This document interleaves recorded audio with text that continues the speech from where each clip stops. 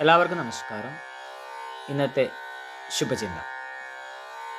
തങ്ങളുടെ പൊതു സ്വഭാവത്തിനനുസരിച്ചാണ് ചിലർ എല്ലാവരോടുമുള്ള ഇടപഴകൽ.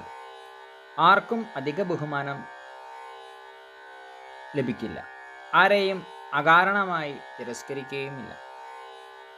അവഗണിച്ച് അതിർത്തി കടത്തിയവർ നൽകുന്ന പാഠങ്ങൾക്ക് ഇരട്ടി വീര്യമുണ്ടാകും.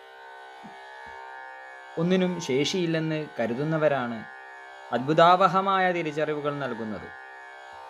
സങ്കുചിത സങ്കല്പങ്ങൾക്കുള്ളിൽ നിന്ന് ആളുകളെ വിലയിരുത്താതിരുന്നാൽ ആരോഗ്യകരവും അർത്ഥപൂർണവുമായ സമ്പർക്കങ്ങൾ ഉണ്ടാകും. എല്ലാവർക്കും നന്മകൾ ഉണ്ടാകട്ടെ.